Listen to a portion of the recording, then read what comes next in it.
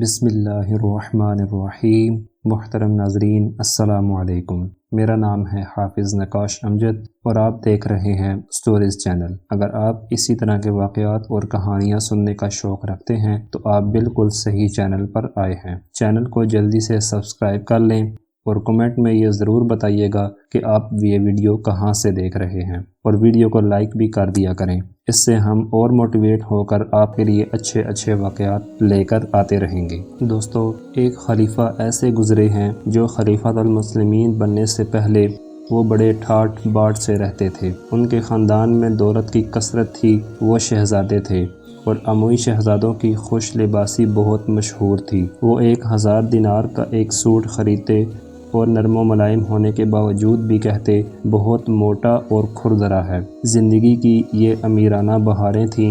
ایسے مہنگے کپڑے دن میں کئی بار تبدیل کرتے تھے اور یہی حال خوشبو کا تھا۔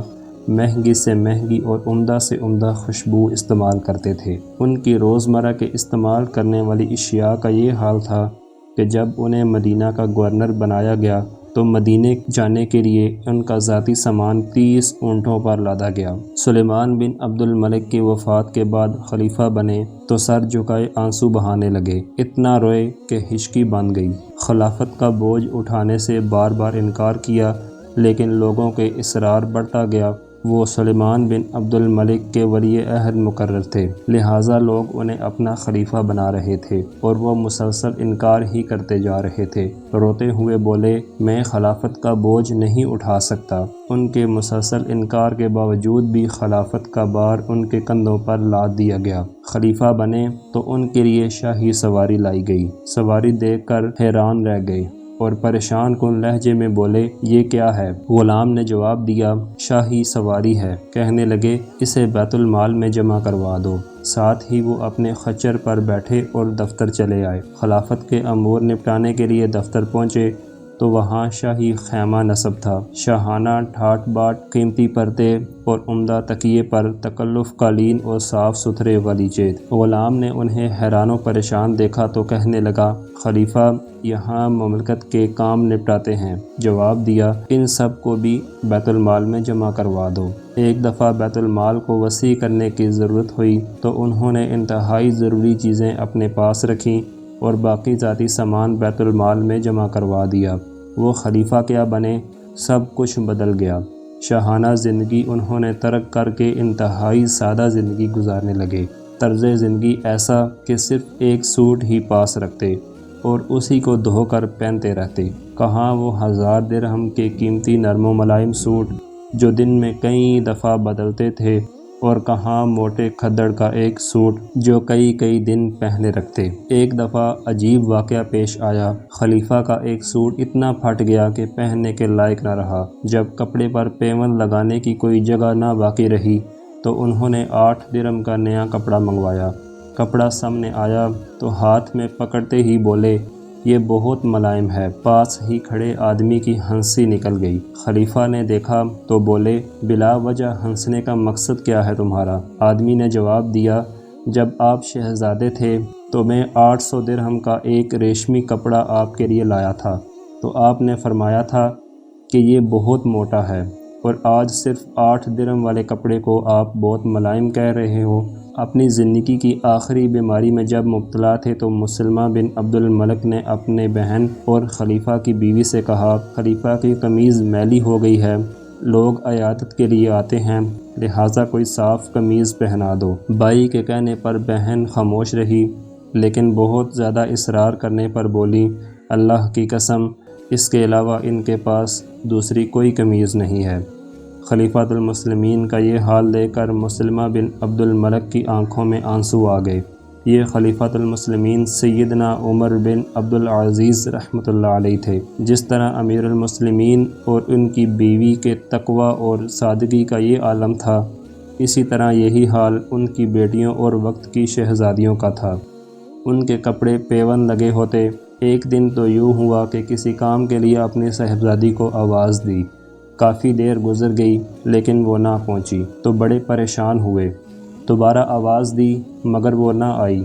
بالآخر انہوں نے کام نپٹایا تو کچھ دیر بعد وہ صاحبزادی حاضر ہوئی۔ پوچھا، میری آواز دینے پر آپ کیوں نہیں آئی؟ صاحبزادی نے کہا میرے پاس مکمل کپڑے نہ تھے۔ خلیفہ نے سنا تو خود ہی خاموش ہو گئے۔ ایک دفعہ ایسا ہوا، خلیفہ کی زندگی میں عید آئی تو چند دن قبل ان کی بچیاں باپ کے پاس آئیں اور بولیں ابا حضور عید کی آمد ہے، ہماری سہیلیاں کپڑے بنوا رہی ہیں اور ہمارے تو پرانے کپڑے بھی پیوند زدہ ہیں، کیا عید پر ہم نئے کپڑے نہیں پہنیں گی؟ شہزادیاں وقت کے خلیفہ سے سوال کر رہی تھیں اور خلیفہ سر جھکائے خاموش بیٹھے تھے۔ دیر تک سوچنے کے بعد جواب دیا جو کپڑے تم نے پہن رکھے ہیں انہیں دھو کر صاف کر لو اور عید کے روز پہن لینا۔ نہیں بابا جان، آپ ہمیں نئے کپڑے بنوا دیں، بچیوں نے ضد کرتے ہوئے کہا۔ خلیفہ نے فرمایا میری بچیوں، عید کا دن اللہ تعالیٰ کی عبادت کرنے کا اور اس کا شکر بجا لانے کا دن ہے، نئے کپڑے پہننا کوئی ضروری تو نہیں۔ بابا جان آپ کا فرمانا بالکل سچ ہے اور درست ہے، لیکن ہماری سہیلیاں اور دوسری لڑکیاں ہمیں طعنے دیں گی کہ تم امیر المؤمنین کی بیٹیاں ہو اور وقت کی شہزادیاں بھی، تم نے وہی پرانے کپڑے کیوں پہن رکھے ہیں؟ یہ کہتے ہوئے بچیوں کی آنکھوں میں آنسو بھر آئے۔ بچیوں کی باتیں سن کر امیر المؤمنین کا دل بھر آیا۔ دیر تک سوچنے کے بعد بولے چلو میں کچھ کرتا ہوں۔ پھر انہوں نے بیت المال کے خازن کو بلا کر فرمایا مجھے میری 1 ماہ کی تنخواہ پیشگی لا دو، یعنی ایڈوانس مجھے میری تنخواہ دے دو۔ خازن نے عرض کیا کہ حضور کیا آپ کو یقین ہے کہ آپ 1 ماہ تک زندہ رہیں گے؟ خلیفہ یہ بات سن کر خاموش ہو گئے۔ خازن کی بات بجا تھی، خازن بالکل ٹھیک کہہ رہا تھا، موت کی کسے خبر ہے کہ کب اور کہاں آ جائے۔ خلیفہ بولے جزاک اللہ، تو نے بے شک عمدہ اور صحیح بات کی ہے۔ خازن چلا گیا اور خلیفہ نے بچیوں سے فرمایا پیاری بیٹیوں، اللہ عز و جل اور رسول اللہ صلی اللہ علیہ وآلہ وسلم کی رضا پر اپنی خواہشات قربان کر دو۔ کوئی شخص اس وقت تک جنت کا مستحق نہیں بن سکتا جب تک وہ کچھ قربانی نہ دے۔ یوں خلیفۃ المسلمین عمر بن عبدالعزیز رحمۃ اللہ علیہ کی بیٹیوں اور وقت کی شہزادیوں نے پرانے کپڑوں میں عید ادا کی۔